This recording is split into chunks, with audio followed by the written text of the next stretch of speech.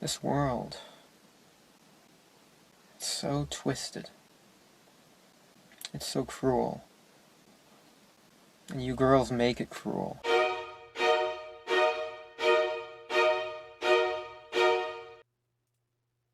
A Murderer in Plain Sight. Today, we examine Elliot Rodger, the son of a Hollywood filmmaker who would end up becoming the star in a real-life horror story.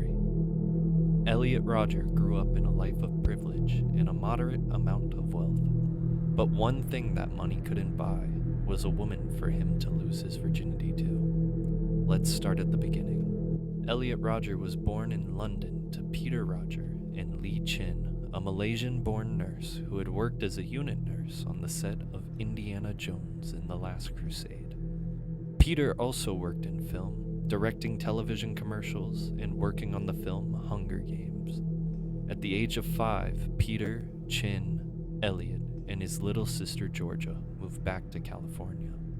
When Elliot was 7 years old, Peter and Chin divorced, and a year later, Peter remarried, this time to Sumaya Akabun, a Moroccan actress who had appeared in the movie Green Zone. At this time, Elliot began his long journey with therapy.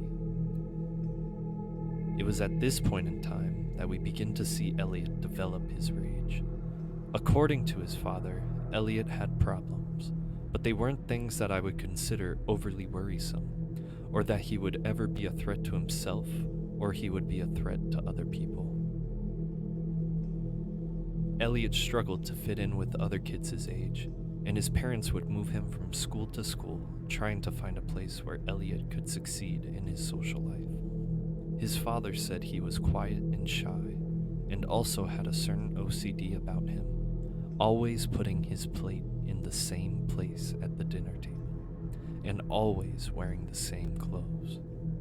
In Elliot's journal, it stated that his rage began to build as a youngster, as the son of a Hollywood insider with a front row seat to the entertainment industry's most powerful and glamorous.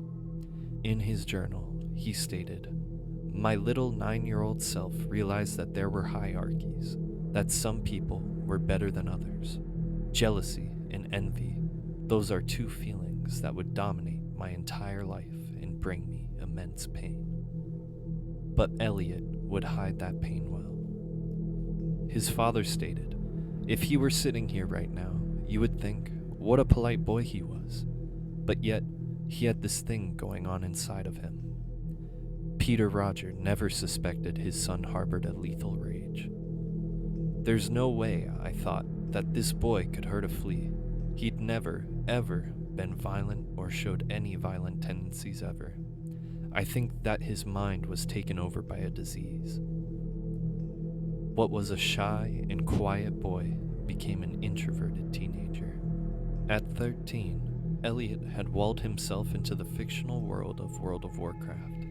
His constant companions were the heroes and villains of the online fantasy game. Elliot would also be bullied in high school, though his father said Elliot would never talk about it with him. Elliot's father said there were incidents where food was thrown at him and incidents where he was pushed into lockers. I was an innocent, scared little boy trapped in a jungle full of malicious predators, and I was shown no mercy, he later wrote in his diary.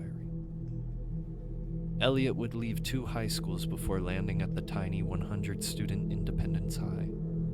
Elliot had everything a boy his age could ask for: a black BMW, designer sunglasses, but something always evaded him: a girlfriend. And that would become Elliot's obsession. I've never had the pleasure of having with a girl, sleeping with a girl, kissing a girl. I've never even held a girl's hand. Hell, I don't even have a young girl's phone number in my cell phone. And that's just such an injustice, because I'm so magnificent. I deserve girls much more than all those slobs I see at my college who are somehow able to walk around with beautiful girls. Sex would become a form of agony for Elliot. Finding out about sex is one of the things that truly destroyed my entire life. Sex, the very word, fills me with hate.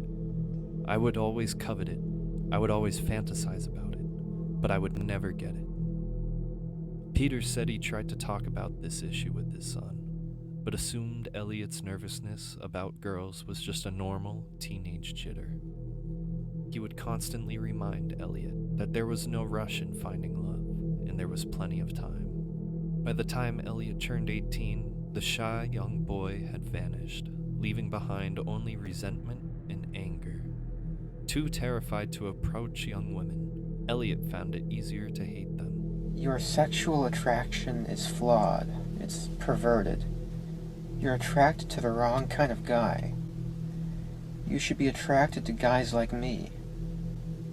Beautiful, magnificent guys. Do you know how much misery you've caused me? I'm such a nice guy. Why won't you give me a chance? And this hate would only grow as he began his college career at the University of California at Santa Barbara. Elliot stopped attending classes in 2014, the year that he would exact his revenge. Elliot's father stated, "I thought that by putting him out there and giving him independence and integrating him into a normal society would very quickly help develop the skills that I thought was lacking in him." What his father didn't account for, however, was the possibility that attending college would only exacerbate Elliot's rage. It was only when I first moved to Santa Barbara that I started considering the possibility of having to carry out a violent act of revenge as the final solution to dealing with all the injustices I've had to face at the hands of women and society. The young man became obsessed with losing his virginity. Peter tried reasoning with his son, but it was too late. Elliot's life had become a volatile mixture of desire and denial, and that tension reached a boiling point at a party in the summer of 2013. In his journal, Elliot had wrote that he decided to give women one last chance to help him lose his virginity before he turned 22. When the girls at the party ignored him, he grew angry, climbed onto a 10-foot ledge, and pretended to shoot partygoers with an imaginary gun. When Elliot tried to push several women off a ledge, a group of men intervened and shoved him off instead, resulting in Elliot getting a broken ankle. But to Elliot, the story was perceived differently. When his father came to pick him up, Elliot claimed that he was the victim, bullied, called slurs, and beaten up. When he told police the story, though, the case was dropped when they found out Elliot might have been the aggressor. He was a good liar, his dad said. He was such an incredible liar. While Elliot had seen many therapists, he was never formally diagnosed with a mental illness. With no official history of mental illness, he was able to legally purchase 3 handguns to use in his attack, in case 2 of them malfunctioned.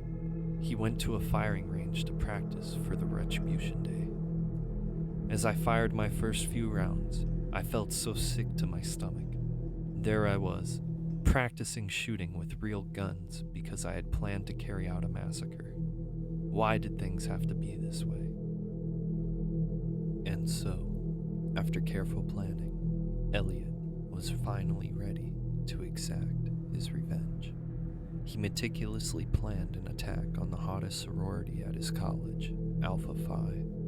He described the girls in the sorority as the kind of girls I've always desired but was never able to have. And then, the day arrived. In May of 2014, Elliot Rodger began his massacre. He shot and killed Catherine Cooper and Veronica Wise, members of another sorority outside of the Alpha Phi house. He also stabbed to death 3 young men, Chen Yang Hong, Wei Han Wang, and George Chen. He then injured 14 when he traveled around firing at random in his car and fatally shot Christopher Michaels Martinez before taking his own life. What led this boy to become a monster? Was it his upbringing? or an unknown mental illness that plagued his mind? And why, after his horrendous acts, is he being idolized by fringe communities online? Leave a comment and tell us what you think. Thank you for watching.